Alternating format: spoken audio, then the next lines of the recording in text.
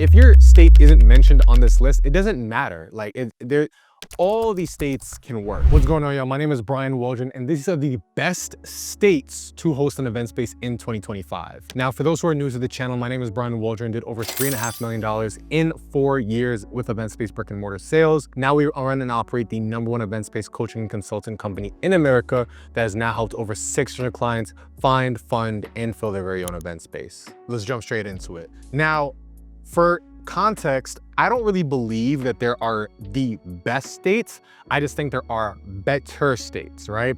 I've seen people make money with event spaces all across the country. We have clients all across the country in about 44 out of 50 states right now. Now, with that being said, there are certain states that do stand out a little bit more, where things might be just a tiny bit easier. They might have a small advantage or whatever the case may be. Now, with that being said, let's get into it. Now, obviously, choosing the right state does impact venue supply, demand, logistics, pricing, and overall ROI, but it's not the end of the world, so I don't want you to sweat it. So by the end of this video, I'm gonna show you how no matter what state you can be in, you can make money with event spaces, right? Cool, let's get into it. Now, there's a couple different things that are factored into this, right? States that obviously have, like they have stronger markets, they have more tourism, or just overall better event infrastructure, like, they got beaches and stuff like that, all help out a lot, right? So let's go through some of the top states for event spaces, right? #1, we got Florida, more specifically, Orlando, okay? Now, Orlando is actually ranked #1 in North America as a top meeting destination for 2025 by CVent. This is a quote, you can Google it, whatever the case may be. Thanks to over 7 million square feet of meeting space and direct flights from 150 cities, right? Now, I know this personally because I've had several events. We have several clients in Florida that have made a lot of money, and there's just a lot of inventory out there, a lot of inventory, a lot of theme parks. Obviously, you have Universal and things of that nature that make it a lot easier to go ahead and have events. So a lot of the infrastructure and affordability make it easy for a lot of events to happen in Orlando, right? #2, we have Nevada, more specifically, Las Vegas, right?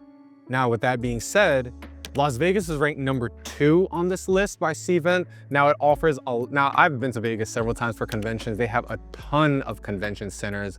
They got resort integrated venues. They've got nonstop global air access. They have a ton of things that you can go ahead and utilize for event spaces in Las Vegas. Now, especially if you're on the Strip, well, you're gonna pay a ton of money if you're on the Strip, but even if you're outside the Strip or whatever the case may be, they have a huge ecosystem for entertainment. So there's always something to do around Vegas.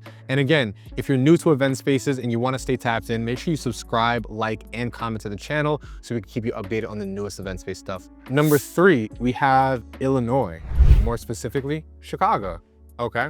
Now, with that being said, Chicago is #3 on this list. And the thing about it is that it's a central US location, so it makes it super accessible, hot, strong cultural, and it appeals to a lot of bigger events. So a lot of people definitely flock to Chicago for these type of events, right? #4, we have Tennessee, more specifically Nashville. Now, I've never actually been to Tennessee, but I know we have several clients in Nashville who are doing pretty darn well, right? So Nashville actually comes in on #4 on this list, and it's also an emerging city due to its stylish infrastructure and music-centric culture. There's a lot going on in Nashville, so it just makes it an up-and-coming city, right?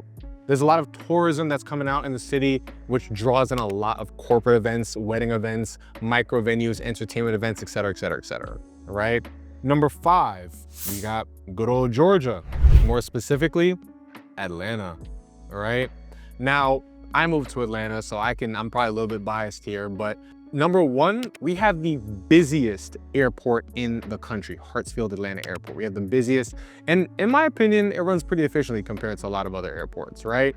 So with that being said, we have a huge amount of diversity in our state, right? Well, you already know me, I'm born and bred in New York, right? I'm always gonna rep New Yorker, but I'm living in Atlanta right now, so we're gonna talk about Atlanta. We're gonna big it out, right?